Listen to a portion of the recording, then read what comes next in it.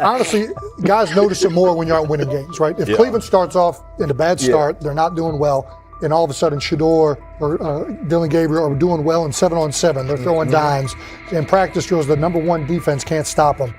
People take notice of that, and the more that the players see it, they're gonna then the comments start happening over the lunch table. They start happening throughout the building, and that's when the pressure really will get severe. The Cleveland Browns were focused on resolving their quarterback situation until Jason Kelce made pointed comments that triggered a strong reaction from ownership. The response inside the organization was immediate and intense. What exactly did Kelce say that has the dog pound on edge and the front office under pressure? We've seen that miserable game by the Cleveland Browns. So they throw Joe Flacco in there, and I like Joe Flacco. He did good, but they gave him the resource of all the first-team guys. Then they throw Dillon Gabriel in there with first teams and second teams. So Dillon always is getting protected. The same thing again, they gave this scrub max protection on every play. Yeah, he completed some passes, but let's talk about his mistakes. He's still inconsistent with his throws, but he at least had max protection. The Cleveland Browns continue to be defined by inconsistency and avoidable setbacks. Even as fans hoped the organization had turned a corner, Jason Kelce, fresh off retirement, offered a direct critique that reignited doubts about the team's direction. His remarks implied the franchise's structure and decision-making remain unstable and recent progress may not hold. The takeaway for leadership is straightforward. Identify core issues, align on a coherent plan, and execute with discipline. For supporters, it's another sign that the problems run deeper than a single season. They throw Shedeur Sanders in there with the lowest cab drivers you couldn't even get on 5th Street. And I'm pissed off, bro, because the play calling was abysmal. Look, even if you don't like Shedeur didn't even get a chance to be trash. Even if you think Shedeur is garbage, he didn't even get a chance to be garbage. That's how awful the offensive line was. Kevin Stefanski still doesn't want to give Shedeur second strings and first strings reps. Why is that? Browns ownership's response shifted from measured to urgent. The pattern is familiar in Cleveland. The team once treated Johnny Manziel as a franchise solution, retained Hugh Jackson for a second year despite results, and invested heavily in Deshaun Watson through a costly trade and contract. These decisions reflect aggressive but poorly aligned planning. The outcome has been continued instability instead of sustained progress. That this was the guy that they wanted to start. He's seasoned, he's experienced, he still has a big-time arm, even at his age, and they open with the Cincinnati Bengals. They wanted that experienced guy. He was always going to be the guy. They were not going to start Dillon Gabriel or Shedeur Sanders in week 1. Kenny Pickett had a hamstring injury. It makes it easy to go with Joe Flacco. And the question isn't and wasn't going to be who's the starter in Cleveland. The question is, who's going to be the backup in Cleveland? Who's going to be the number 2 quarterback when they open the season against these Bengals? Fans still show up season after season, expecting improvement and bracing for setbacks. The usual pattern has been early optimism followed by a gradual collapse. But last season was different. For a sustained stretch, the Browns looked organized and competitive, resembling a functioning team. Couple days, 3 days until roster cutdowns, how do you feel about that? Do you feel like you belong here on this team? Obviously, I think overall as a player, I feel like I put in the work. I feel like everything I do, I try to do it to my best, and that's all I ask for. So I feel like everybody feels like, they should be on the team, and if you ask anybody on the team, would they feel like they belong, in their own eyes. So I feel like I do, but I'm my own player, I think about myself in a high regard. The front office entered the offseason confident. Kevin Stefanski was being praised, and the Dog Pound believed the team had made real progress. Then Jason Kelce delivered a pointed assessment that cut through the optimism. Fresh into retirement, the former Eagles All-Pro and Super Bowl champion said Cleveland still looks like a team patching over issues rather than building a durable contender. Kelce's view was direct. The Browns' structure is fragile, and the roster is too dependent on perfect health at quarterback. He argued the team is one injury away from losing continuity and sliding backward. Because Kelsey has operated inside a stable, championship-level organization, his comments carried weight with players, media, and fans. The reaction was immediate. People took his critique seriously, not as outside noise, but as an informed evaluation of how a successful team should be built. Ownership also felt the impact. Jimmy Haslam's response shifted to urgency, a sign that leadership recognizes the stakes.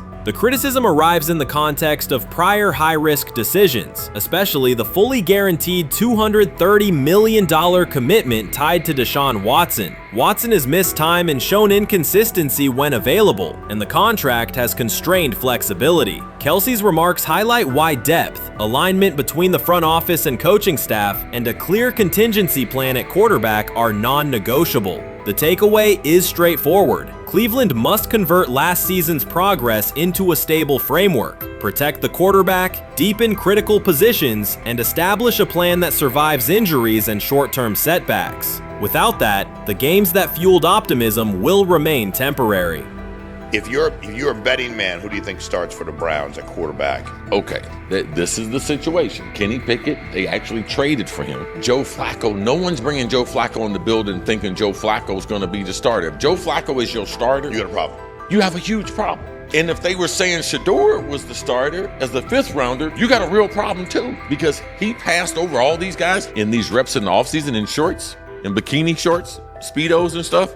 Like, no. That kind of stuff. So I'm not that surprised. When you put down a 3rd round pick on a quarterback, you do believe he has a certain skill set. Jason Kelce stated the obvious. Cleveland committed to a quarterback who hasn't played at an elite level in years, and Joe Flacco's playoff run didn't change the long-term outlook. Ownership appeared more upset that the criticism was public than by the substance of the critique. Many fans agreed. They've seen this pattern before. Rosters age, injuries are inevitable, and when a single contract dominates the cap, one setback at quarterback can undermine the entire season. Kelsey's broader point was about structure. The Browns prioritized the high-cost, uncertain starter over depth and contingency. The late-season surge masked issues that remain: limited cap flexibility, thin depth at key positions, and an offense that lacks a credible plan B.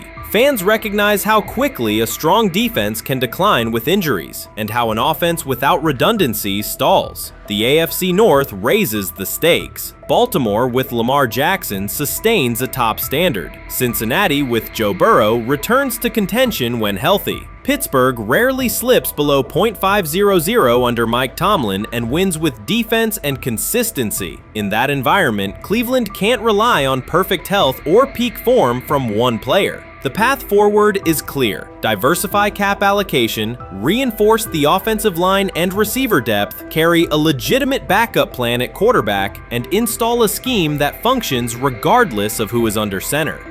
Given what we saw yesterday with Shedeur Sanders, somebody on the Cleveland Browns is 100% getting fired, probably by the end of this year. The person who's probably going to end up getting fired is Kevin Stefanski, because I know that he didn't want Shedeur Sanders on the team. It was Andrew Berry who made that pick. You can't really go against your GM. Bad things happen in this situation. But Shedeur Sanders is not without fault for what we saw yesterday. This is the play that we saw yesterday that has the internet just exploding, where Shedeur Sanders took like a 24-yard sack.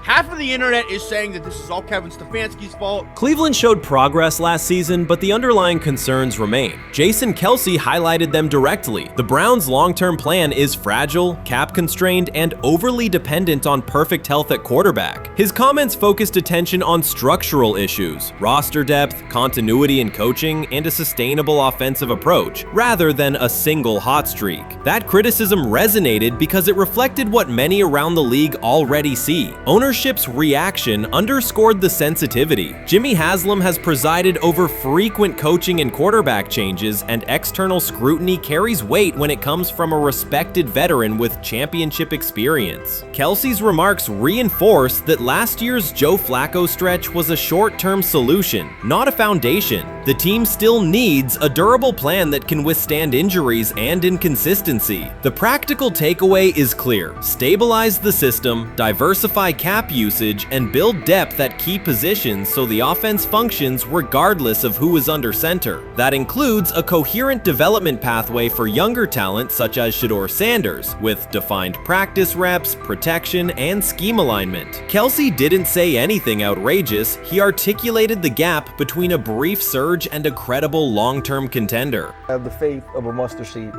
Right, because this is the greatest resurrection since Jesus the Christ. Right, like at some point, Joe Flacco was thinking about getting into TV. Yeah. Right, Joe Flacco didn't have a job, and then now you not only come back and start for the Cleveland Browns late in the 2023 season, but they came back around to you. You're now the day one starter for a franchise that just 2 years ago was in the playoffs. The Browns' quarterback situation remains unsettled. Deshaun Watson was expected to be the long-term answer, but injuries and inconsistent play have prevented him from reaching an elite level. When the team turned to Joe Flacco after Watson's season deteriorated, Flacco immediately lifted the offense and produced results that highlighted the gap between expectations and reality. That a 39-year-old late addition could outperform a $230 million starter was not just a short-term surprise, it raised fundamental questions about roster construction and evaluation. Quarterback depth has been fragile, and the late-season surge masked broader structural problems. Jason Kelce's remarks made that clear. Cleveland is vulnerable if the starter is unavailable, cap flexibility is limited, and the offensive plan lacks a stable contingency. His critique drew attention to leadership and planning as much as on-field performance. Jimmy Haslam's strong reaction reflects the pressure on ownership.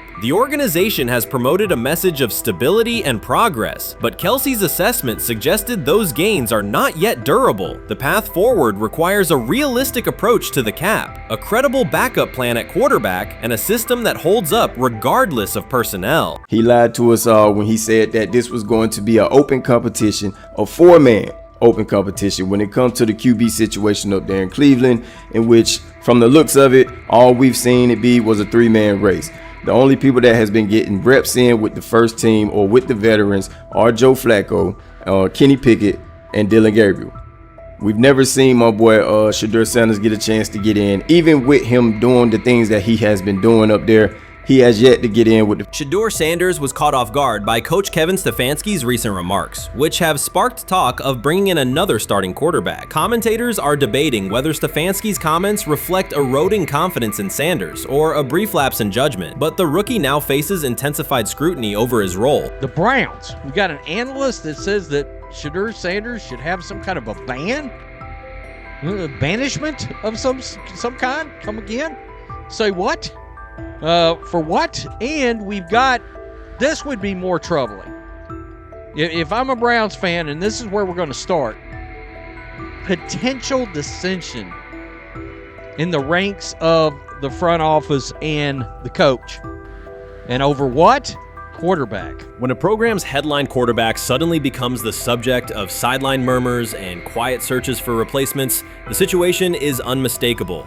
It's a breach of trust. Shedeur Sanders, the passer who put Colorado back in national conversations with his production and profile, has just received a clear message that his job security is in question. Coach Kevin, the assistant previously considered to be in Sanders' corner, made remarks that ignited speculation about changing quarterbacks. Fans, analysts, and even Deion Sanders are now reassessing the team's unity and its true plan for the position. The comment was no accident. It was a deliberate signal that the staff may soon elevate a backup. For perspective, Shedeur Sanders did not step into ideal conditions last season. He was sacked so often that Colorado could have dedicated a locker to every opposing edge rusher who reached him. Could I possibly go to bat for Kevin Stefanski as a great head coach? No, I couldn't.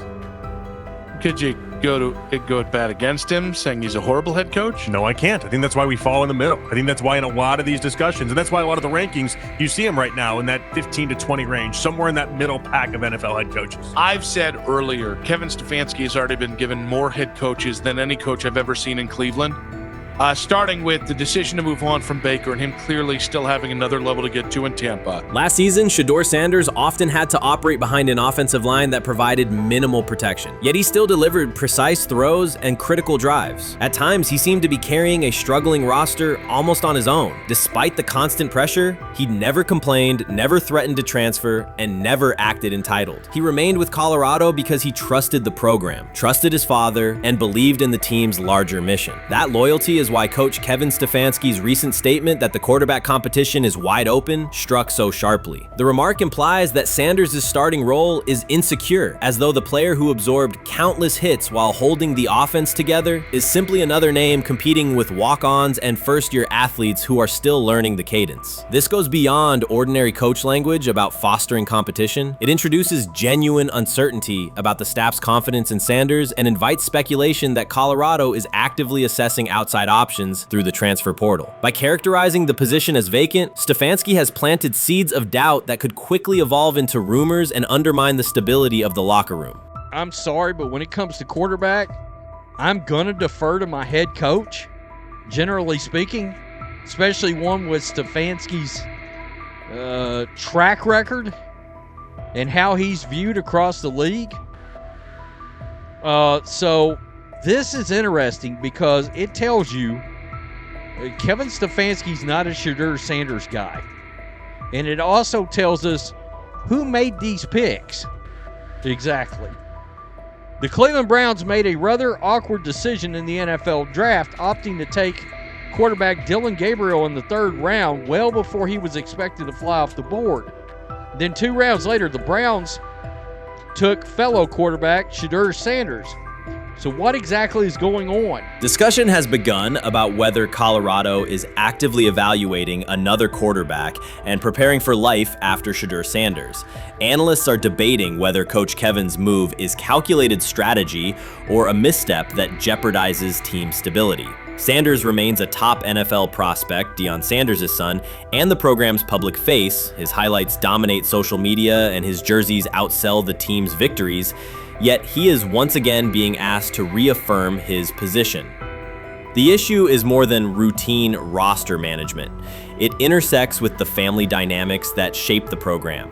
By portraying the quarterback job as open, Coach Kevin signals to both Shedeur and Deion that the staff is willing to move on despite Sanders' stature. For Shedeur, sitting through film sessions while hearing talk of potential replacements adds an unwelcome layer of uncertainty to an otherwise proven resume. The decision may reflect a desire for a quarterback with a different profile, perhaps someone more mobile and system-oriented, rather than a dismissal of Sanders' accomplishments. Many observers declared Deion Sanders was finished. They argued that his public style attracted unnecessary attention, that his health had deteriorated too far, and that his coaching career was approaching an abrupt conclusion. They misread his resolve. When speculation intensified, Sanders did not schedule a press conference or issue a formal statement. Instead, he released a short video recorded at his Texas home, walking alongside recording artist Lil Wayne. The footage established 2 facts. Although Sanders still walks with a limp, he remains active, and he intends to return to the sideline. Reports from USA Today and ESPN confirm that Sanders had temporarily left Colorado to recover from a significant, undisclosed medical condition. He lost 14 pounds and missed several summer practices, leading to widespread debate about his future. Unofficial sources suggested complications related to previous blood clot issues, but no official diagnosis was provided.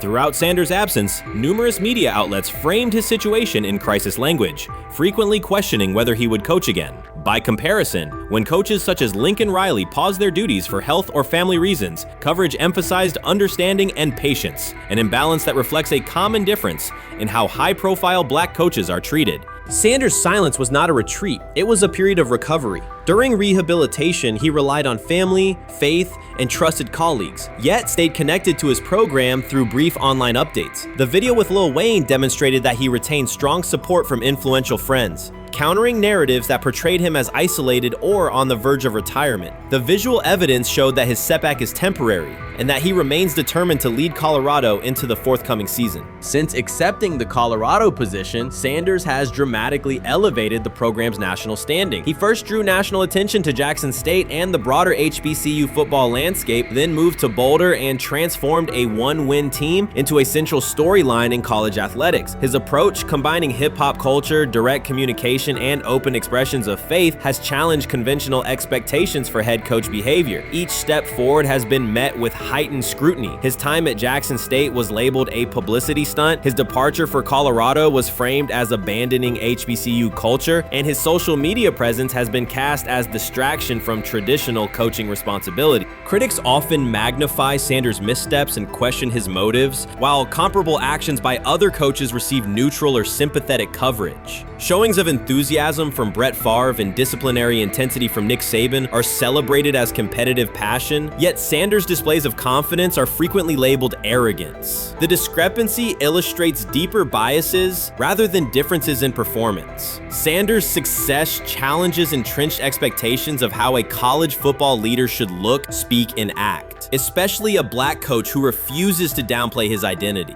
During his convalescence, Sanders maintained close communication with his staff and athletes, reinforcing the standards he had established: discipline, accountability, and belief. The program's daily messaging continued to emphasize preparation and resilience, signaling that Sanders' influence persists even when he is away from campus. Athletes echoed his mantras during workouts, confirming that his leadership extends beyond physical presence. Sanders acknowledges the seriousness of his medical challenge, but has refused to let it define him. He has publicly discussed leaning on scripture and prayer, explaining that his purpose as a mentor, father, and coach extends beyond personal adversity. In that context, the video of him walking in the Texas sun was less a strategic media effort than a straightforward demonstration of continued commitment to his team and mission.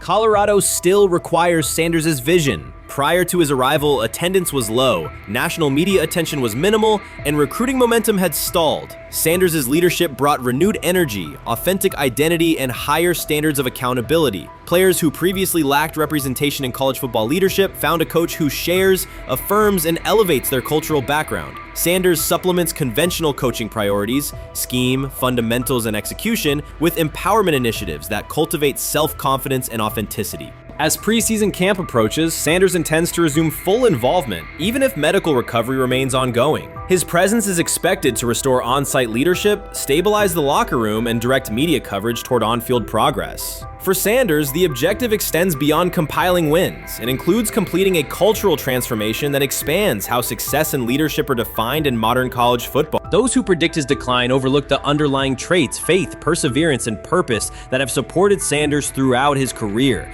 Doubts, rumors, and disproportionate scrutiny have followed him from playing days into coaching, and he has consistently responded with results. His current health setback is another obstacle, not a conclusion. The broader initiative he leads, centered on authenticity, opportunity, and high standards, continues. When Sanders returns to the sideline, it will mark the next stage of a movement he has guided from Jackson State to Boulder.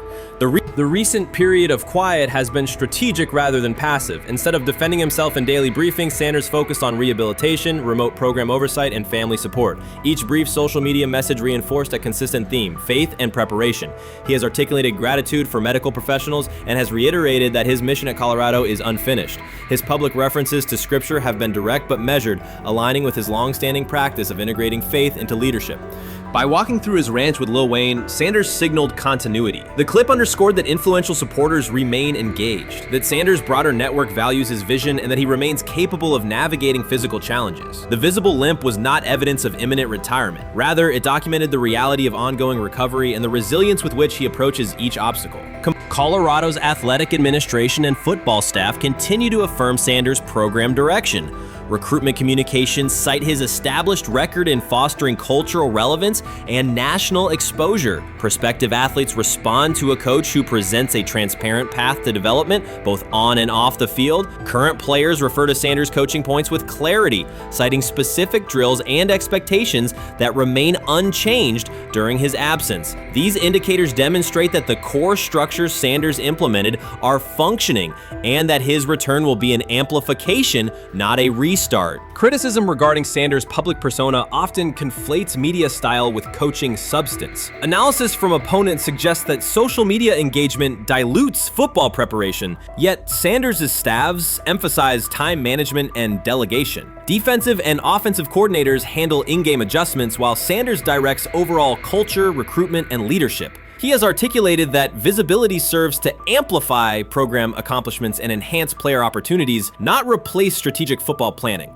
Some commentary has attempted to reframe Sanders' health issue as evidence that his coaching model is unsustainable. The argument ignores the documented health challenges faced by numerous coaches across levels of competition. For example, college coaches recovering from heart procedures or joint replacements have returned to successful seasons after appropriate medical clearance. Sanders' case follows a comparable trajectory. Medical complications require temporary separation, structured rehabilitation is prioritized, and a managed return is planned. Institutional medical protocols at Colorado dictate clearance requirements. Sanders will meet those before resuming full sideline duties. Colorado's players have expressed public confidence in Sanders' eventual return, citing regular virtual check-ins and continued accountability. Several athletes noted that positional meetings included recorded messages from Sanders reinforcing tactical goals and personal discipline. These details confirm that Sanders has remained actively engaged, albeit remotely, and that team culture remains aligned with his principles. Looking ahead, Colorado's schedule will attract national attention, both for on-field competitiveness and the storyline of Sanders' comeback. Analysts will evaluate how quickly he reestablishes day-to-day rhythm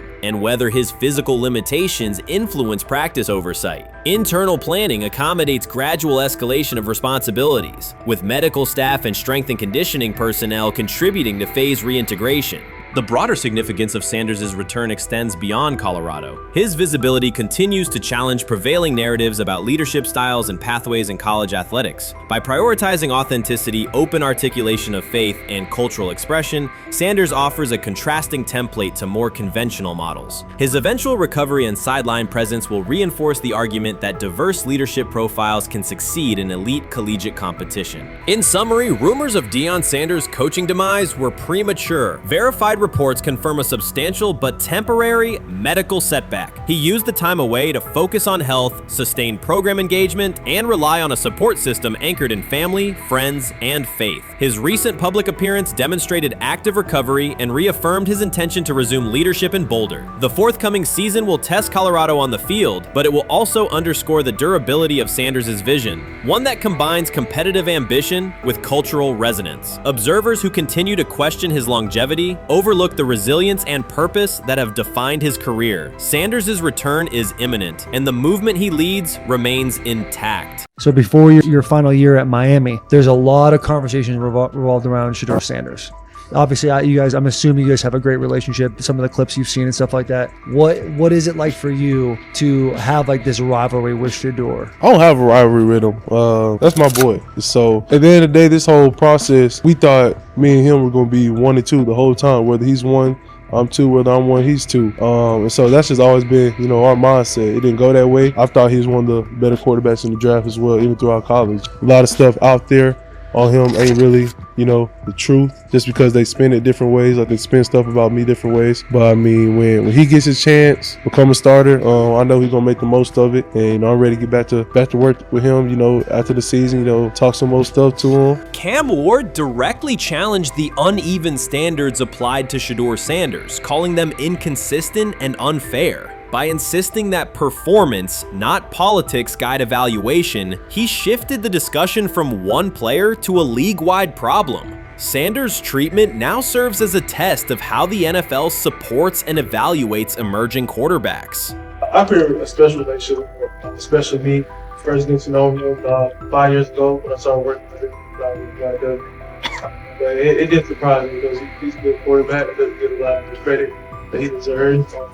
Especially the plays that he made in Colorado. A lot of quarterbacks and coaches are making those plays. So when he gets this opportunity, I'm pretty sure having soon today, he'll make sure he'll make plays on the field. Cam Ward's public challenge to the treatment of Shedeur Sanders brought the issue into clear view. For months, discussion around Sanders has centered on his profile, major compensation, a prominent Nike deal, and the expectation to stabilize a struggling franchise. Rather than a standard evaluation of a top prospect, he has faced sustained skepticism from analysts, fans, and league voices. Ward's comments underscored that the standards being applied to Sanders diverge from those used with other rookies. mistakes. By stating it directly, he did more than support another quarterback. He identified a broader problem in how the league responds to young players with significant visibility. The takeaway is direct. Assessments should reflect on-field performance and development, not external narratives. Generational talent.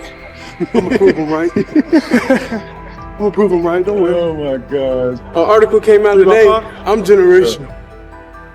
So I guess it's article versus article. I like that you think that, man. But we all know the truth. What? Trav gonna be first? You generational, I'm legendary. That's cool. We can be legendary. Legendary get their ass. We'll start doing it like 5 minutes. Shedeur Sanders entered the league with more than a playbook. He brought a public brand, a family legacy, and expectations unusual for a first-year quarterback. Before his first regular season throw, he was already positioned at the center of attention. Rather than assess him on that reality and his on-field ability, many voices reduced him to marketing, treating visibility as proof of hype instead of performance. Cam Ward pushed back on that framing. His point was simple: judge Sanders by the same criteria applied to other rookies. With Sanders' resume, production, leadership, and composure, most first-year quarterbacks would be discussed as long-term cornerstones. The evaluation should be consistent, focused on development and results, not perception. This is a classic with Shedeur, who I know is a buddy of yours, and how do you think both of you guys will end up doing in the league?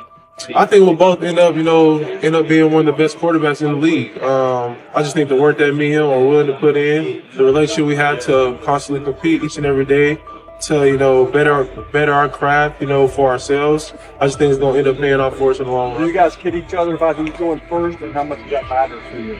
Yeah, we play around, we joke around with it. It really don't mean nothing. Draft pick will never mean anything. At the end of the day, you got to show whether you can prove each and every Sunday. You can't just do it 1 year. Disrespect shows up in two patterns. First, Shedeur Sanders is repeatedly framed through his father, Deion Sanders, as if lineage erases his own work. Discussion drifts to pedigree instead of what the film shows. Second, his visibility is treated with suspicion. His audience reach, partnerships, and ability to lift ratings are labeled hype rather than recognized as value. Instead of acknowledging that he drives demand and expands the stage for his team, critics call it an unfair edge. The result is a skewed evaluation. Star power is held against him while on-field production gets pushed aside. The standard should be consistent. Assess the tape and the development, not the last name or the attention it brings. Well, Ward were microfacts. Cam Ward's remarks went beyond defending Shedeur Sanders. They confronted how the league manages star power. The reality is simple. The NFL markets visibility, but resists it when a player doesn't follow the expected script. Rookies are supposed to be quiet, deferential, and grateful for limited leverage. Sanders arrived with leverage, brand reach, major endorsements, and confidence. And that presence was recast as entitlement. Instead of treating those factors as earned advantages, much of the commentary used them to diminish him. Ward called out that contradiction. The same influence the league sells to audiences is criticized when a young player exercises it. His point is a standards problem, not a personality dispute. Evaluate Sanders on his preparation, leadership, and results. Don't penalize him for having a platform or for using the leverage that the modern NFL itself helps create.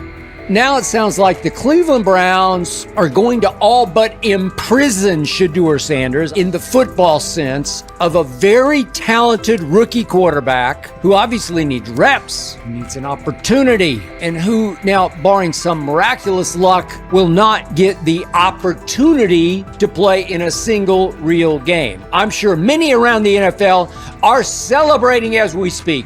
They are chuckling about this. Many in the NFL wanted to teach Shedeur and his daddy. Cleveland became the center of the conversation. With Shedeur Sanders attached to a major Nike partnership, the expectation was straightforward. He should be given real game reps.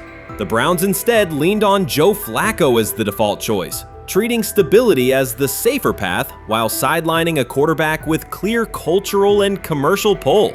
Each week Sanders didn't see the field, scrutiny grew. Commentary questioned the value of his contract environment and relevance, and fan debate shifted from development to doubt. That wasn't measured evaluation. It was a delay framed as prudence that eroded confidence in the process. Cam Ward reset the terms of the debate. He pointed to an uneven standard. When veterans or other young players secure significant endorsements, it's considered smart business. When Sanders does it at scale, it's recast as ego or hype.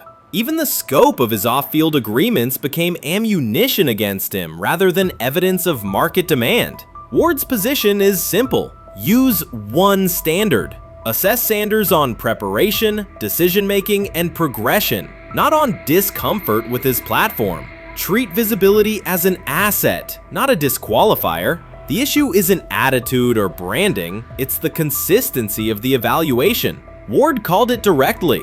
The treatment has been unequal, and it should be corrected by aligning opportunity with performance criteria. Fans need to recognize there's not a team in the league he'd start for. Not one. That's not ridiculous, that's not unfair, that's not a vast conspiracy. Shedeur Sander fans are Angel Reese fans. They're just fair weather fans who don't really give a fuck about the sport. Most of them are just Deion fucking groupies that followed him when he went to fucking Colorado, just like Angel Reese's fans had never watched basketball prior to her playing at LSU, and they followed her to the WNBA and don't know shit about the sport. That's it. Now Deion fucking groupies are running around acting like, oh, this is payback to his dad. The timing is pivotal. Shedeur Sanders isn't trying to blend into the league's background. He's shaping the agenda. He drives debate segments, fuels short-form highlights, and moves merchandise at a pace most rookies never approach. By the metrics that define modern attention, he is the draw. Yet, a segment of observers continues to undercut him, not because of shortcomings on tape, but because of discomfort with how prominent he already is. Cam Ward put words to what many could see. Coverage around Sanders has been filtered through reaction to his visibility, rather than a clear read of his performance and growth. The market has already weighed in. Demand is real, not manufactured. Nike's record-level rookie endorsement aligned with that reality, signaling long-term value and cultural reach. This exposes a core contradiction. The NFL depends on star power to sell tickets, fill stadiums, and boost ratings, but it resists stars who set terms on their own. Visibility is celebrated until a player exercises it. The fix is straightforward. Apply one standard. Evaluate Sanders on preparation, decision-making, and results, and treat his platform as the asset it is. If the league benefits from his presence, its evaluation practices should reflect that same reality, consistently and without penalty for scale. Shedeur Sanders does not depend on league promotion. He established his platform before the NFL and continues to expand it on his own terms. That autonomy challenges the status quo. Cam Ward's support was more than a defense of a teammate. It was a warning that if the league holds to outdated expectations, it risks falling behind the very players who drive audience attention and revenue. Claims that Sanders lacks real popularity ignore measurable facts. A large, active following, consistent merchandise demand, and sustained coverage across major outlets. Doubts about his standing as a quarterback overlook his college production and growth indicators. The pattern is familiar. Efforts to minimize him increase his reach. Each skeptical headline widens the spotlight, and each dismissive take creates more engagement. You cannot reduce a player built for visibility by arguing he should be less visible. The practical outcome is the opposite. Scrutiny becomes signal. Sanders is not merely enduring criticism, he is turning it into momentum, converting attention into leverage on and off the field. I view things as I got time. I got time to be able to grow and mature, and be able to understand the ins and outs of the defenses and be able to get the good insight from the vets in the room. So I look at it as, a plus. And whenever, it's time for me to play. Shedeur Sanders rolled into Browns camp and instantly made the whole practice feel like a recess pickup game. NFL vets suddenly looked like they'd forgotten the playbook and were just trying to keep up. With that being said, I see some balls coming out of Shedeur Sanders at that camp, and I'm like, kind of looks like a guy. Yeah, I'm ready. He can sling it. Ready to. I see him, some of the veterans, how they talk to him, mic'd up, see what he's doing in the community. Talking about Njoku there? Njoku, Mike Knapp. Yeah, once you see, different little interactions and things like that, I know he has the talent. We'll see. It'll be a competition that usually brings the best out of guys, especially young guys. So I'm interested to see how that quarterback situation. Right after Shedeur Sanders tightened his cleats and the Browns settled in for what they figured was a routine camp day, the whole vibe tilted sideways. No blazing comet, no UFO touching down at midfield, just a swagger-charged quarterback striding in like he'd crashed the wrong league and thought, yeah, I'll stick around around and run this show. The Browns had no clue what storm was rolling in. You'd expect an NFL team to do a quick scout, maybe pull up a highlight reel or two, but nope. They greeted Shedeur with a shrug, only to watch him seize the field on snap one and run the whole operation like a seasoned pro. First and foremost, he's been the best quarterback in camp. Now look, Joe Flacco ain't had many opportunities. It was a whole day I saw he didn't throw the ball at all. Here's my theory on the situation. They already know who's starting in the number 2 is. They already know. Joe Flacco and Shedeur Sanders is already locked up. You're missing the boat, people. You're missing the boat. Your boy, Kenny Pickett and Dylan Gabriel, oh, they're fighting. Shedeur didn't merely clock in, he hijacked the session. One moment he's loosening his arm, the next he's roasting veteran QBs like faded names on busted draft boards. Defensive coordinators everywhere had the same gut punch reaction. Uh-oh. His pocket poise? Straight disrespectful. His timing? Psychic. And every pass left his hand like it was laser guided to its mark. While Shedeur Sanders was slicing up routes, the Browns' secondary looked less like an NFL backfield and more like a gaggle of dads sprinting through a Saturday fun run. Big on enthusiasm, short on closing speed. Coaches fought the urge to slam the emergency horn. Players traded wide-eyed, "Are we serious?" stares, and someone even double-checked that a hidden camera crew wasn't about to pop out of the tunnel. But nope, this was pure Shedeur, half cold-blooded surgeon, half highlight factory. He wasn't dropping a casual "I'm here," he was crafting a masterclass. From the first rep, the tempo changed. Shedeur Sanders accepted the snap with steady footwork, diagnosed the Browns' single high shell, and delivered a tight window seam route that forced the free safety to recover late. Throughout the period, he manipulated leverage with quick shoulder fakes, moved through full field progressions, and released on time from a balanced base, consistently putting the ball on his receiver's upfield shoulder. Cleveland's coverage struggled on multiple fronts. Safeties hesitated between deep half responsibilities and underneath support, creating voids at 15 to 20 yards. Cornerbacks and off-man were caught in trail position when Sanders used rhythm throws on 3-step drops, while those who tried press technique had their inside hand neutralized by his receivers' outside releases. Linebackers widened to match shallow crossers, leaving the middle hook unguarded for pivot routes and option digs. One corner attempted a line of scrimmage jam. Sanders immediately adjusted the route to a back shoulder fade, releasing the ball before the break and rendering the press ineffective. Over the session, he showcased pocket discipline, reclimbing to maintain throwing lanes rather than drifting, and finished with a series of anticipatory throws against cover 2 cloud, fitting vertical outs between the flat and deep half defenders. Sanders' combination of rapid post-snap processing, precise ball placement, and pocket efficiency exposed coverage mismatches at every level and highlighted communication gaps in the Browns secondary. By mid-session, the Browns defensive staff clearly recognized their calls were outmatched. Every adjustment, a roll to cover 6, a simulated pressure, a late rotate to 2 high, was neutralized once Shedeur Sanders confirmed the post-snap picture. Routes that had taken weeks to script were beaten by timing and location. Comeback set at 12 yards broke open before the corner's transition. Slot seam-outs dotted the void between the flat and deep half defender, and boundary receivers beat press with quick hand techniques, receiving the ball before the trail man could recover. Sanders' command was methodical. He used cadence to freeze plug blitzes, re-ID'd the mic when linebackers sugared the A-gaps, and maintained a firm base so he could reset and fire without resetting his feet. His receivers benefited from that rhythm. Top of the stem, eyes back, ball delivered on their upfield shoulder, allowing immediate transition to YAC. The Browns front tried a late stunt to compress the pocket. Sanders climbed 2 steps, re-spotted the shallow crosser, and delivered in stride, turning a potential sack into a 20-yard gain. What stood out most was how little ramp-up Sanders needed. From his first series, he processed full-field concepts at tempo, cycling through progression reads without hitching. The poise under interior pressure, consistency in ball placement, and ability to manipulate zone defenders left the Browns' coordinated disguise packages ineffective and forced them into static coverage by the end of the period. In short, Sanders' efficient mechanics, rapid processing, and anticipatory accuracy rendered Cleveland's defensive game plan ineffective at every level, from pre-snap disguise to post-snap spacing. Imagine there's many people that think Dylan Gabriel's a better quarterback than Shedeur Sanders. I don't care where they were drafted. If the Browns are the one team that thinks that, then I'm going to suspect it's not true. They don't know what listen, they're I've doing. been on every quarterback evaluation for 30 years. Right. I never root against anybody. Yeah. But I'd be surprised if Dylan Gabriel's ever a legitimate starting quarterback for the Cleveland Browns.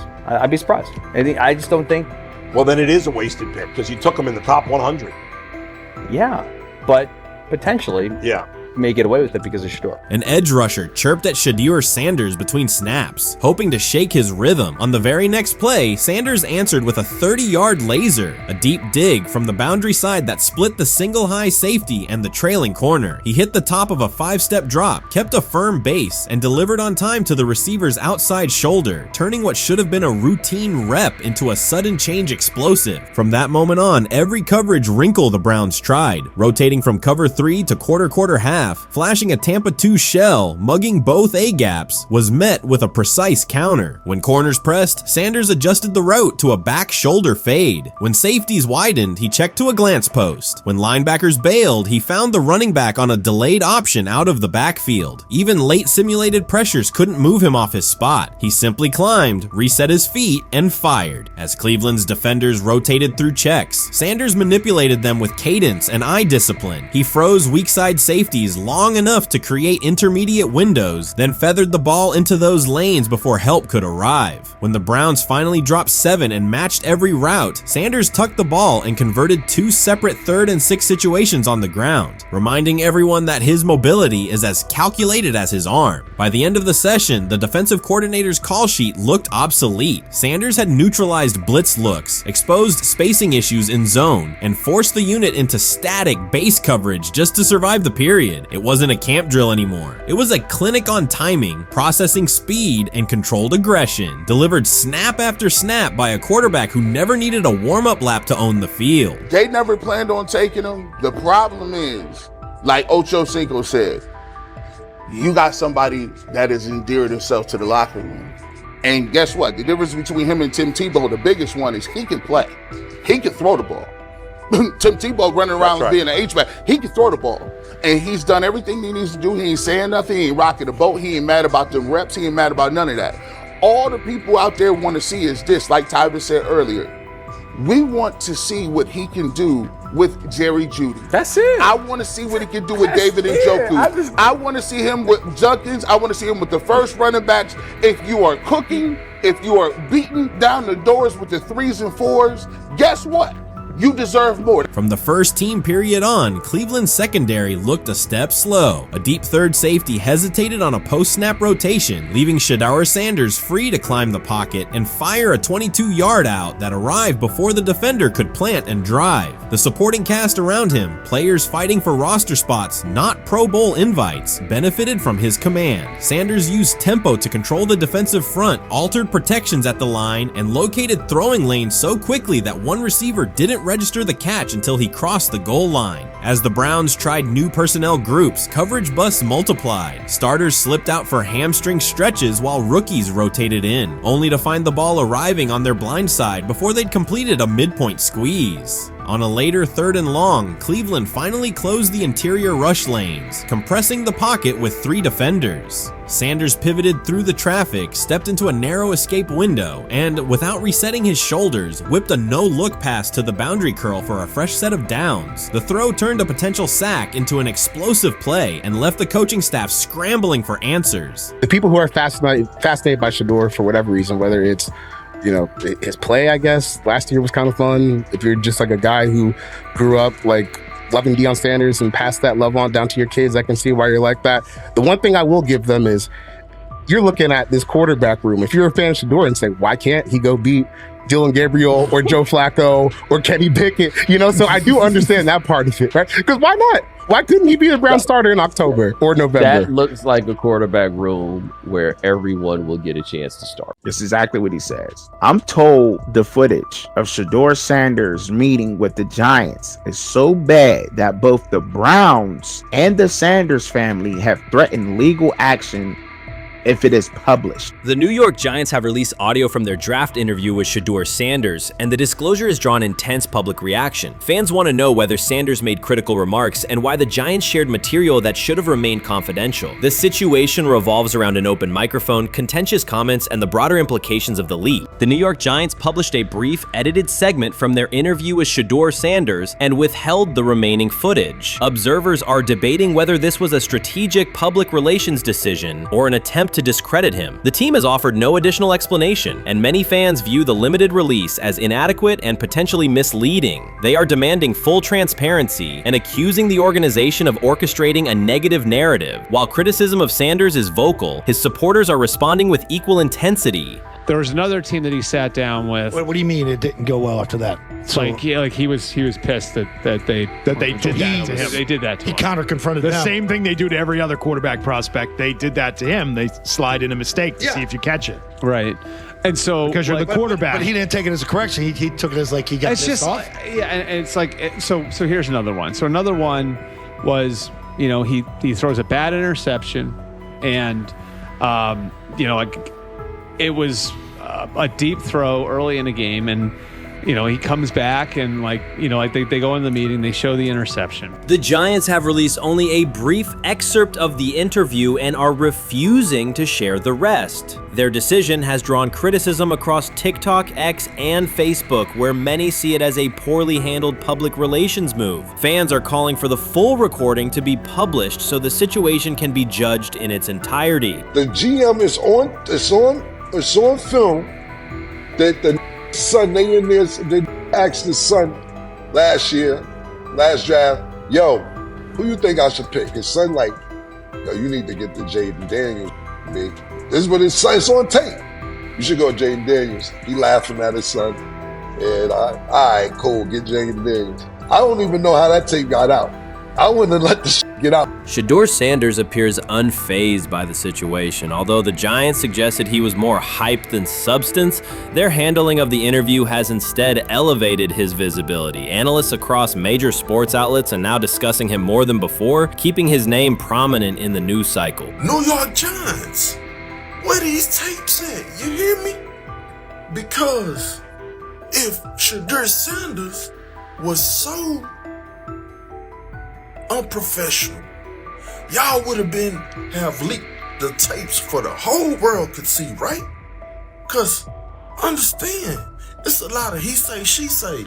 But one thing I do know, as a young black man growing up in this world, being straightforward and not sugarcoat anything. The Giants' PR team appears to reject Sanders' family connection outright, a decision many view as unprofessional and lacking nuance. Internal discussions seem to have dismissed quarterbacks with prominent relatives as poor fits for the organization, revealing limited awareness of public perception. The response was swift. A single edited clip ignited widespread debate on social media, with fans asking why essential segments were held back and what the team might be hiding. Critics argue that if the full interview contains nothing damaging, the club should release it in its entirety. Online discussion intensified immediately and continues to gain momentum. What they do during the film and the combine and the meetings is teams will install mistakes intentionally planted in the install, and they want you to catch them. Shedeur didn't, and when a coach called him out, once again, it didn't sit well. It's like, bro, there's not many teams needing quarterbacks, especially since Pittsburgh appears to have a deal with Aaron Rodgers and Tennessee's getting Kale Moore. The Giants' decision to withhold the full interview has produced an unintended result. Instead of diminishing interest in Shedeur Sanders, it has intensified it. Media outlets and analysts are now examining every on-field rep, press comment, and public appearance as evidence of how he conducts himself under scrutiny. Each throw, adjustment, and answer is tracked and evaluated against league standards, reinforcing the view that he remains composed and professional. Many fans contend that the organization has misrepresented Sanders and suggest the issue may stem from the Giants' view of his father, Deion Sanders. They see the partial release as an attempt to raise doubts about his character by association. That perception has only made his profile more compelling. The discussion has shifted from whether he deserves a high draft position to how effectively he withstands sustained pressure. Sanders is now regarded not just as a talented prospect, but as a symbol of resilience, central to debates about transparency and organizational strategy. Even if the Giants eventually provide more context, the visibility they have created for him is unlikely to fade. The most fun yet the most difficult thing I cover and we cover all year long is not games. It's the NFL draft. Because I've said this many times, you get lied to for a month to 2 months up to it. And so often during the draft, and every few drafts, there's a guy that really falls, precipitously falls. This year it was Shedeur Sanders, it's been Aaron Rodgers, it's been Dan Marino. Every few years somebody falls a lot. And so, but those stories don't come out until like the fall. Criticism of Shedeur Sanders from within the Giants organization has become increasingly public. Team communications appear focused on casting him as an overhyped prospect, whose character should be questioned, a narrative that seems aimed at shaping opinion rather than assessing performance. Yet each selective release or negative remark has instead amplified attention on Sanders and elevated his reputation. Efforts to confine him to a narrow, unfavorable image continue to produce the opposite effect, reinforcing his position as an underdog who endures external pressure. The debate has shifted from football analysis to broader concerns about narrative control and transparency. Fans, reporters, and online communities are still urging the Giants to publish the full interview, arguing that only complete context can resolve speculation. The organization's refusal to comply has intensified scrutiny and led many observers to conclude that the team underestimated public reaction and now faces questions it could have avoided with full disclosure. The tapes, the New York Giants have the tape. They definitely have the tape. It's confirmation that they have the tape. Shedeur didn't do nothing. It's what they saying he did. I'm gonna tell you what these mixed reaction right here. So we already know about the New York Giants, but the Pittsburgh Steelers head coach Mike Tomlin reported admired Sanders' talent, but hesitated to draft him due to previous challenges with quarterbacks like Russell Wilson and Justin Fields, leading to more cautious approach. Las Vegas Raiders. Sanders met with Raiders at the NFL scouting combine and expressed enthusiasm about potentially joining the team. His familiarity with the West Coast offense and quick release was noted positive, though concerns about his ceiling. Hours after the Giants posted that short audio clip, the timeline never slowed. Comment threads filled with frame-by-frame breakdowns, lip-read attempts, and side-by-side comparisons of what was said versus what was left out. Reporters called league contacts. No one could explain why a franchise would stir this level of curiosity only to seal the vault. Each refusal sharpened focus on Shedeur Sanders, turning routine throws into national talking points. Analysts kept circling back to the same note. His cadence at the line looks unchanged, steady against the noise. Hashtags demanding the full interview, trend drop, and trend again. Podcast hosts bump scheduled segments to lead with the leak. Rival teams get asked how they would handle a similar situation, then quietly check their own archives. Inside Giants headquarters, the plan to shape the story looks less like strategy and more like a slow burn spotlight they can't switch off. And now every preseason snap, every media availability, every stray sideline camera angle gets fed into a loop that asks, what are they still hiding? The file remains locked. Curiosity keeps compounding. Until someone presses upload or steps to a podium and explains the redactions, the subject drifts away from depth charts and play design, fixing instead on secrecy, control, and the risk of underestimating how fast attention turns pressure into permanence. Momentum isn't fading, it keeps recalibrating, louder, impossible to mute. So the Shedeur Sanders, I want to talk about this. So here's a prime example. Shedeur Sanders, they had 3-day mini camp for the Cleveland Browns. And now, Jimmy Haslam actually has some money. The Bengals owners and the Rooneys are near the bottom of the league in net worth.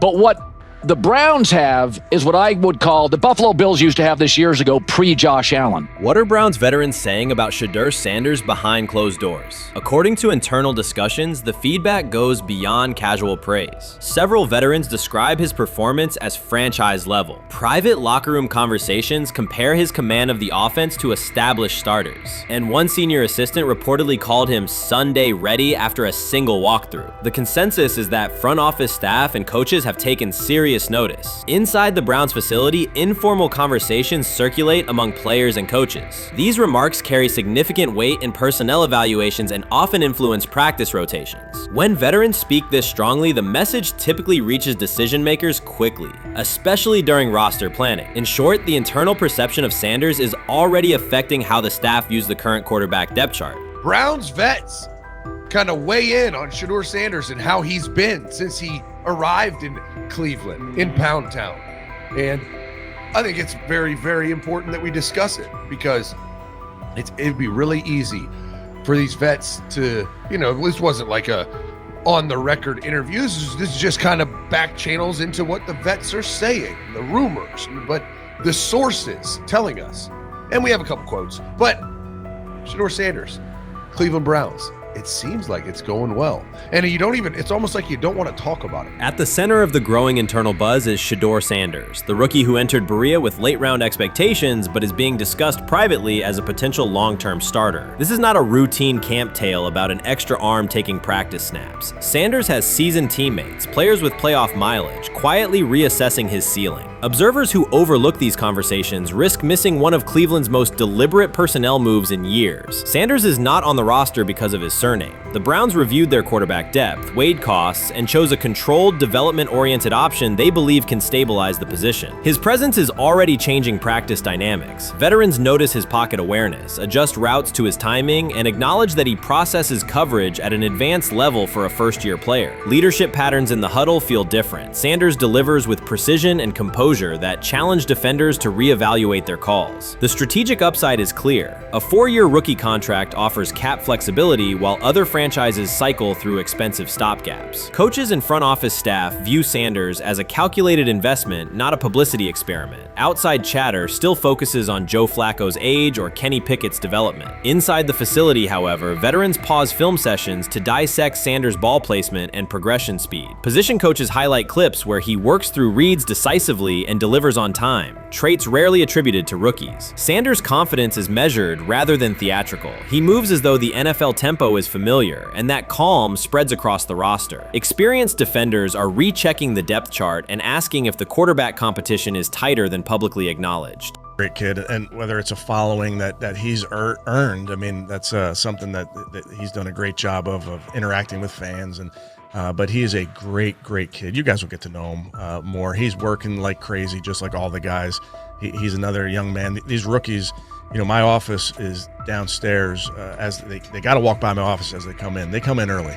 And Shedeur, just like all those guys, he's in there early. He's getting his work done. He has not yet secured the starting job. Evaluations so far come only from brief practice periods, no comeback drives, no national headlines, just steady execution in shorts and helmets. In a league that celebrates splashy debuts, Shedeur Sanders is earning trust rep by rep. Veterans typically withhold judgment until late in camp, yet several are already studying his footwork and timing, which suggests genuine respect. Inside the building, coaches sense that the Browns may have finally found a stabilizing presence at quarterback. Cleveland's recent history underscores why this matters. The team has started 9 quarterbacks over the past 2 seasons, an indicator of instability rather than depth. Sanders arrives with composure, arm strength, and a well-known surname, so any sign of readiness is magnified. Financial context also plays a role. The Browns are allocating a significant portion of the salary cap to Deshaun Watson, whose performance has not matched that investment. To manage costs, the front office signed 4 additional quarterbacks on low-impact contracts. Together, they account for far less than Watson's annual cap figure. If Sanders continues on his current trajectory, that structure could give Cleveland both competitive clarity and much-needed financial flexibility.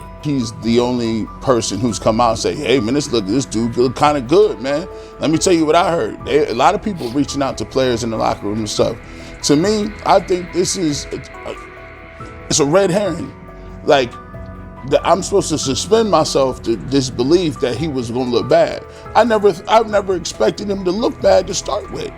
The 5th round quarterback stuff, that's involving perceptions, pre-draft analysis, and other teams. Cleveland's veterans have endured every kind of quarterback turmoil, poor reads, major injuries, shaken confidence, and sideline disputes. When a young quarterback like Shedeur Sanders steps in and appears composed rather than overwhelmed, people notice. The attention comes not just from coaches and reporters, but from the linemen and defensive leaders who have watched previous backups struggle. They are not exchanging doubts, they are sharing nods of approval. Sanders demonstrates instinctive pocket awareness, reliable accuracy, and steady poise, qualities that quickly circulate through team conversations. After years of instability under center, the Browns need someone who can remain calm and effective deep into the season. Although expectations have fallen over time, genuine interest is growing. Praise is coming from teammates who rarely commend anyone unless his performance demands it. The rumors have ended. The decision is public. Cleveland Browns owner Jimmy Haslam has informed every level of the organization that unless an unforeseen injury intervenes, Shedeur Sanders will start at quarterback in week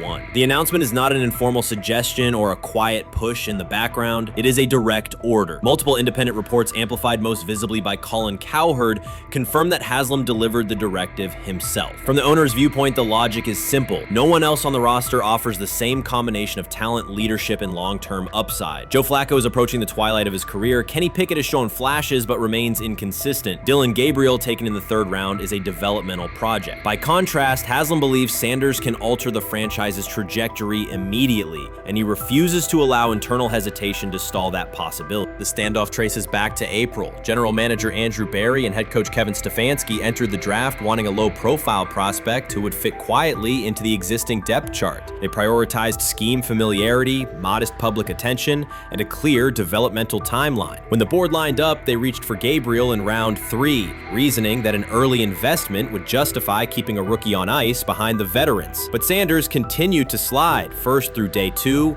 then deep into round 5. Haslam watched the names come off the board, convinced the league's bias against Deion Sanders' outspoken son was obscuring legitimate first-round talent. When Cleveland's 5th-round pick arrived and Sanders was still available, Haslam intervened. He did more than approve the choice, he overrode the original plan, making it clear that the organization would select Sanders and give him every chance to compete. From that moment on, the Browns' internal narrative splintered into 2 camps, those ready to accelerate around their owner's vision and those still trying to protect their original approach. Once rookie minicamp began, Sanders erased much of the speculation. He commanded huddles, processed coverages quickly, and delivered throws with anticipation that belied his draft slot. Teammates noted his willingness to accept blame for missed timing, then correct the error without dramatics. While Flacco and Pickett split most first-team reps, Sanders treated limited opportunities as full-speed auditions. During organized team activities, he identified blitz looks, redirected protections, and consistently found his second read when the primary route was covered. More than one defensive veteran told local reporters that Sanders looks like the best arm in the building. That assessment forced Barry and Stefanski to reevaluate their timetable. They could no longer label Sanders a long-term project without contradicting on-field evidence. Drafting Gabriel 2 rounds earlier had provided the staff an excuse to slow roll Sanders' ascent.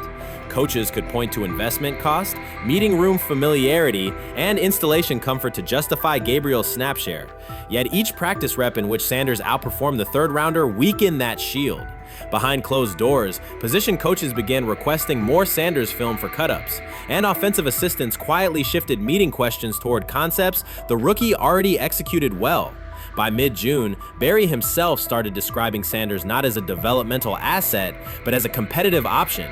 Those subtle linguistic changes signal the front office's recognition that the narrative had moved beyond their control. Haslam's history with quarterbacks is well documented. His pushes for Johnny Manziel, Baker Mayfield, and Deshaun Watson were high-visibility swings, each driven in part by a desire to generate excitement as well as wins. Critics highlight those choices to question his evaluation track record, yet Haslam perceives Sanders differently. Where Manziel carried off-field concerns, Sanders brings a reputation for professionalism. Where Mayfield's leadership style divided veterans, Sanders' approach has united receivers and linemen. Where Watson's trade involved unprecedented controversy, Sanders arrived at minimal draft cost. Haslam sees a rare chance to capture star potential without mortgaging the future, and he is unwilling to cede that upside to cautious pacing. Cleveland supporters, weary of revolving door quarterbacks, have rallied around Sanders with unexpected speed. Sales of customized Sanders number 2 jerseys surged within days of rookie minicamp. Training camp ticket requests spiked once local media circulated videos of Sanders making NFL-caliber anticipation throws during 7-on-7 periods. The mood in Northeast Ohio has changed from tentative hope to active belief. Longtime season ticket holders who once shrugged at preseason storylines now debate Sanders' footwork at neighborhood barbecues. Social media engagement for Brown's content has climbed, driven by highlight compilations of the rookie threading seam passes between linebackers and safeties. All of this places Kevin Stefanski in a fragile position. If he opens week 1 with a veteran starter and the offense sputters, criticism will be swift. Each stalled drive will be interpreted as evidence that he ignored the owner's edict and the fan base's intuition. Conversely, if he names Sanders the starter solely under pressure, any early struggles could be framed as proof that Sanders was rushed, further exposing Stefanski to blame. The only sustainable solution is conviction. Either stand behind a veteran with clear strategic reasoning or embrace Sanders fully and structure the offense around his strengths. Splitting the difference, rotating series, delaying first-team reps, or using vague competition language will satisfy no one and likely jeopardize locker room clarity. clarity. Sanders' personal approach has reinforced Haslam's confidence. Instead of taking post-draft downtime,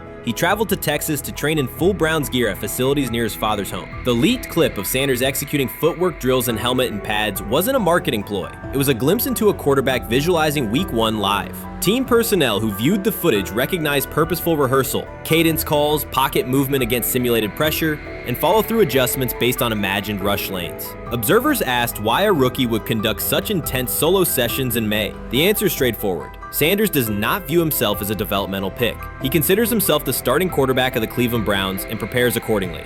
On pure ability, Sanders' arm strength ranks with the league average for starters. His accuracy to the intermediate middle, an area where the Browns' current scheme generates high leverage completions, has drawn consistent praise from receivers. The primary areas still under review are blitz recognition and live bullets and timing on deep outbreaking routes versus press coverage. Those developmental checkpoints are significant, yet daily practice reps show acceleration. In contrast, Flacco's mobility limits the boot action game that Stefanski installed to help Mayfield early in his tenure. Pickett can extend plays, but struggles to attack tight windows between linebackers and safeties, an essential requirement in Cleveland schematics. Gabriel remains an unknown at NFL speed. Thus, the competitive landscape favors Sanders sooner than the coaching staff originally planned. The franchise now stands at an inflection point. Haslam's mandate, the locker room's growing support, and the fan base's enthusiasm all tilt towards Sanders. The front office's earlier strategy, anchored in patience and quiet development,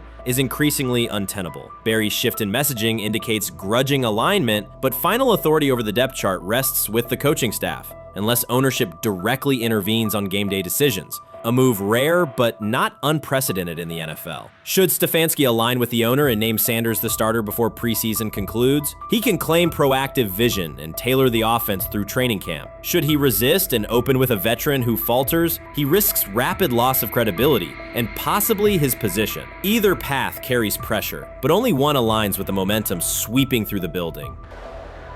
For 2 decades, the Browns have cycled quarterbacks without securing a stable star. Each new hope, whether draft pick or trade acquisition, has collapsed under injuries, inconsistency, or organizational disarray. The possibility that Sanders could finally anchor the position is not merely a football storyline. It is a potential cultural reset for a fan base defined by resilience. Haslam's insistence reflects that awareness. Cleveland needs a leader who can win on Sundays and project confidence every other day of the week. Sanders has shown he can shoulder expectations without retreating from scrutiny. That trait, more than arm talent alone, is why the owner views him as indispensable. Voluntary workouts transition to mandatory minicamp next week. If Sanders receives a substantial share of first-team snaps, observers will interpret it as the staff's acknowledgement that the competition is tilting decisively.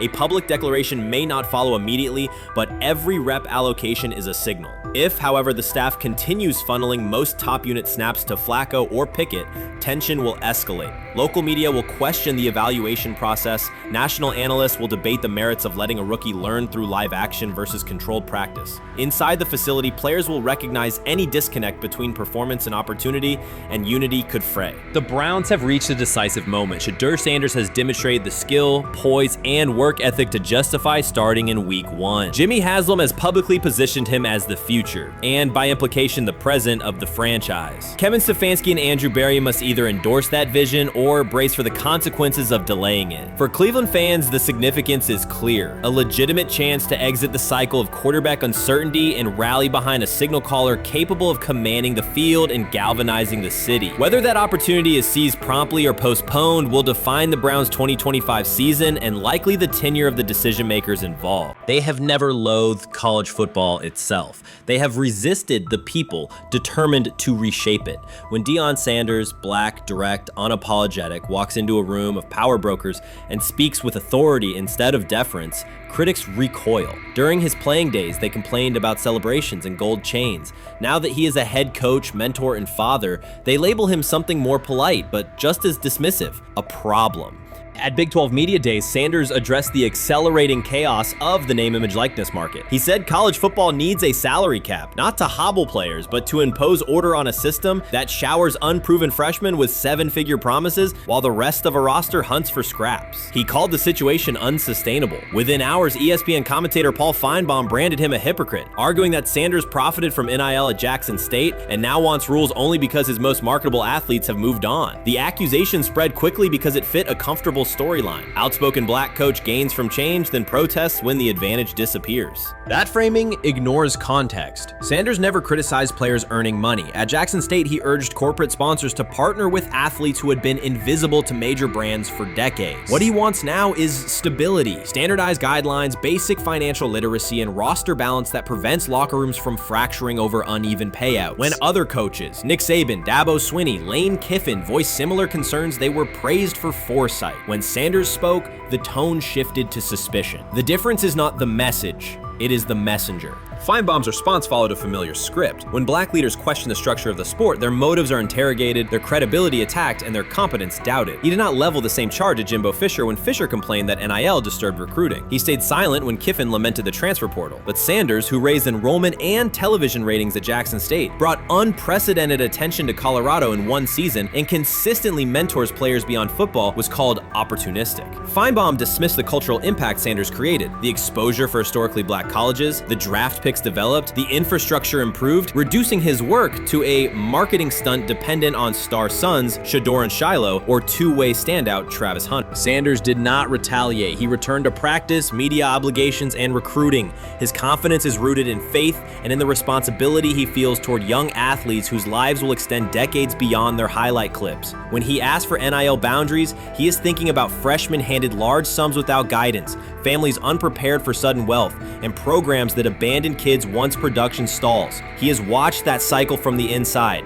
He wants protections, not restrictions. Critics predicted Colorado would fade once Shedeur and Hunter leave. Instead, Sanders signed blue-chip quarterback G.J. Lewis and a wave of transfers eager to join a program that values personal growth as much as on-field wins. Recruits see a coach who challenges the status quo, who places black culture at the program's center without apology, and who will remain visible when social media buzz cools. They recognize that Sanders does not chase attention. Attention follows his results. Media outlets reduced the upcoming Buffalo season to a win total prop. 6 victories, give or take. Sanders is playing a longer game. He wants to show young athletes, especially black athletes, that they can lead authentically, speak with conviction, and refuse to shrink for access. Success measured only by the scoreboard misses the point. If Sanders builds men who graduate with financial literacy, self-confidence, and community awareness, he will consider the mission successful, even if Colorado finishes with 5 wins instead of 10. None of that registers with commentators invested in an older hierarchy. For them, leadership should remain predictable, reserved posture, muted tone, minimal cultural expression. Sanders contradicts that image. The possibility that his methods could spread to other coaches, to other programs, threatens a model that has kept decision-making and revenue streams concentrated for generations.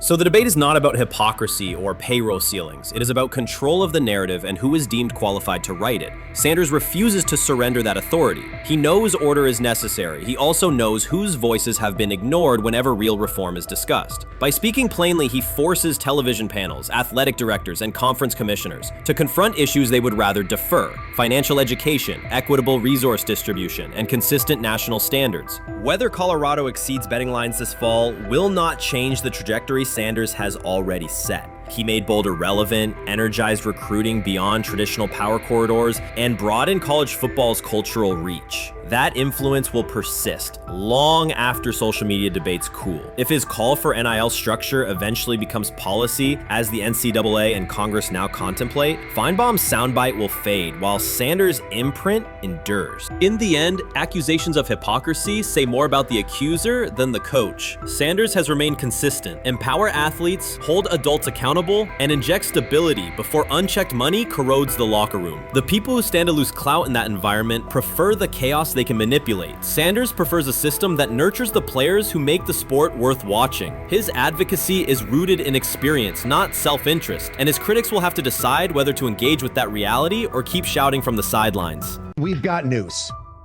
Got news about my Cleveland Browns. We've got an oblique problem. Obliques are big deals, especially when it's your quarterback. Now, he might be 4th on the depth chart, but he was number 1 in the preseason game last week, and he did a great job. 138 yards, 2 touchdowns. Shedeur Sanders has an oblique injury. That is not good. I do not like this. I hate this because I want to see more reps for Shedeur Sanders. Shedeur Sanders, a projected breakout this season, has been sidelined unexpectedly. The Browns coaching staff confirmed an oblique injury significant enough to keep him out of all activity. No reps, no drills, no warm-ups. Concerns are rising about how this may affect his momentum and force adjustments to the team's plan. The focus now is his recovery timeline, the impact on his development, and the next steps for the quarterback depth chart. Browns rookie quarterback Shedeur Sanders injured his oblique during practice today, putting his status in doubt for Saturday's preseason game against the Eagles. He's the latest quarterback on Cleveland's roster who has dealt with a health issue, joining fellow rookie Dillon Gabriel and Kenny Pickett.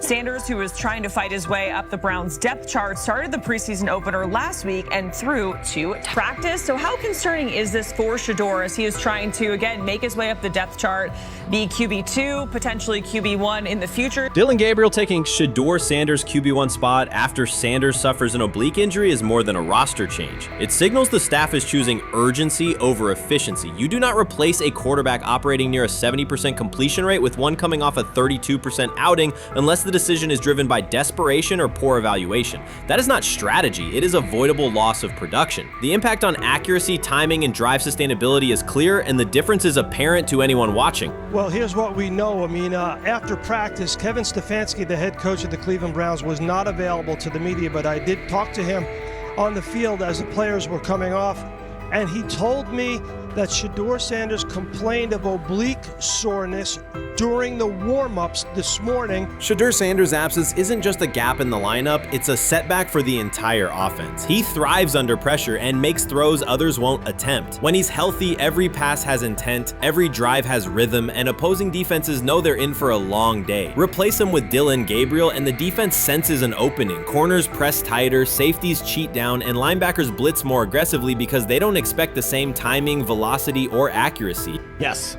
I mean, yeah, I'm a fan. I'm not even going to try to hide it. Rich gets You guys are fans. Like, you guys talk about the Cleveland Browns quite a bit. Yeah, it's almost annoying to me. It aggravates people. Like, people don't like the fact that Rich talks a lot about They must love Shedeur. I'm here. But it's like, you know, you have a friend, and that friend's child is following in the family's footsteps. You want them to do well. I don't know why people have such an issue. I know Rich is supposed to be impartial, but it's kind of hard when you have that type of tie to it. But yeah, I'm rooting for Shedeur, man. And Dillon Gabriel's 32% completion rate isn't just poor, it's untenable at this level. A number that low needs no context. It means 2 misses for every completion. Weather, opponent, and play calls are secondary when efficiency is that limited. That output does not sustain drives or keep the full playbook viable, yet he is starting while Shedeur Sanders is sidelined. The contrast is clear. Sanders brings accuracy, timing, and command. Gabriel's recent performance reflects inconsistency and missed opportunities. Choosing Gabriel under these circumstances reduces offensive reliability and invites defensive pressure. It is a decision that sacrifices efficiency and field position. So it'll be interesting to see what happens with Dillon Gabriel, but to the Shedeur Sanders point, it is unfortunate because I thought he was gaining some momentum. I know the practice that they had before they left for Philly, Daniel Oyefusi reported that he actually took the most reps of all of the quarterbacks. And that was the first time that had happened. It was the first time that he had went ahead of Dillon Gabriel, practicing with the twos, etc. So, like, coming off that stout performance against the Carolina Panthers, he was gaining momentum. If this were a clean evaluation, there would be no debate. Shedeur Sanders is the clear choice. He's accurate, composed, and consistent with a track record of high-level production. Dillon Gabriel remains a question mark, and not the kind that stresses defense. He's the kind that makes coaches consider leaning on the run to limit risk and protect field position. The reality is that injuries create openings for players who haven't earned them. Gabriel has stepped into QB1 while Sanders is out, but that reflects circumstance, not superiority. We don't know the severity of this oblique injury and whether it will will even keep him out of Saturday's game against the Eagles. As for moving up the depth chart, I'm the Browns preseason sideline reporter. I was there Friday night when he burst onto the stage and set the NFL world buzzing. And yes, his demeanor was tremendous. His poise was tremendous. He did the things that were asked of him. But at the end of the day, he wasn't actually asked to do all that much. The real concern is how this could attach to Shedeur Sanders' reputation. The NFL is unforgiving about availability. An oblique injury for a quarterback isn't minor. It affects mechanics, torque, and timing. Even with a strong return, the injury-prone label can linger. For the Cleveland Browns, or any team seeking stability under center, that perception is toxic. Teams don't want a player they fear won't make it through October. That's the risk. Talent doesn't always overcome league politics. Once questions about durability start, they rarely fade. They surface in contract terms, roster decisions, and sideline evaluations. So Shedeur Sanders is injured again? If you were following along on social media today for the Browns' first joint practice in Philadelphia against the Eagles, wow, you were in for a tumultuous ride. I mean, all the reporters, both Browns and Eagles reporters, were pretty much flabbergasted at the fact that Shedeur Sanders was taking 0 team reps during the day, and even Tyler Huntley was getting team reps instead of Shedeur. And then it came out, obviously, everybody's speculating. There's people calling for Kevin's jobs. And before I go any further, I don't blame anybody. Ever. Meanwhile, Dillon Gabriel's numbers should be sidelining him, not elevating him. A 32% completion rate isn't a dip, it's a warning sign that points to issues with field vision, timing, and receiver cohesion. That's the quarterback taking snaps while Shedeur Sanders is out. Put their work side by side and the gap is obvious. Sanders shows consistent placement, timing, and footwork that reflect high-level execution. Gabriel's recent output introduces variability that shrinks the call sheet and stalls drives. You can't claim the priority is winning while starting a quarterback who isn't reliably delivering routine completions. Fans recognize it, receivers lose confidence and tempo when targets are off, the offensive line's urgency fades when protection doesn't translate into productive throws, team belief in the quarterback is fragile, and once it erodes, a season can come apart quickly. We could be looking at, 3/4 of Snoop and maybe 1/4 of Dillon Gabriel. Not really exciting for the fans. Of course, it would be nice to see what Dillon looks like. Did spend third-round capital on him. Gabriel and you're a rookie, is not going to be you on want to this get team. healed. You want the reps. You want to take these reps. So what do you do to prepare yourself and get ready? Because, man, when rookies get injured, it's like these reps are so valuable. Yeah, sets him back a lot. We do have some video here. Mike Garafolo had some video of Jalen Hurts kind of helping Shedeur use his cart to get off the field here. Shedeur Sanders changes the entire equation. His presence under center keeps defenses honest, keeps teammates engaged, and expands the coaching staff's options. You can call vertical shots, open the playbook, and control the game's tempo. Dillon Gabriel limits that. With him, the playbook narrows, drives stall, and the defense ends up on the field too long trying to compensate. The Cleveland Browns are not in a position to gamble at quarterback. This is a franchise with a difficult history at the position. With Gabriel, the issues are visible from the stands. A 32% completion rate won't jump to 60% with a few extra reps. If anything, it will decline as defenses present looks they would not risk against Shedeur. And that's the core issue. Shedeur Sanders at 80% is still a better quarterback than Dillon Gabriel at his best. That isn't exaggeration, it's the numbers. If Sanders is a 70% passer when healthy, even a drop to 60% keeps him well ahead of where Gabriel is now. Yet the team is rolling with the quarterback who isn't delivering routine completions. Every week Sanders is out, his hold on QB1 loosens. That's the hard truth. The longer Gabriel stays in the role, the more coaches cite continuity and chemistry to cover what's happening on the field. Every throw and every drive has to be a statement, not just to win, but to erase any notion that Gabriel is a legitimate alternative. In the NFL, QB1 isn't handed back because you used to be the best option. You have to take it. Started off with some positive news for Shedeur, and then it kind of just went left real quick. Shedeur got the news early on that if Dillon Gabriel couldn't go, he would get his second straight start in the Saturday preseason game against the Philadelphia Eagles.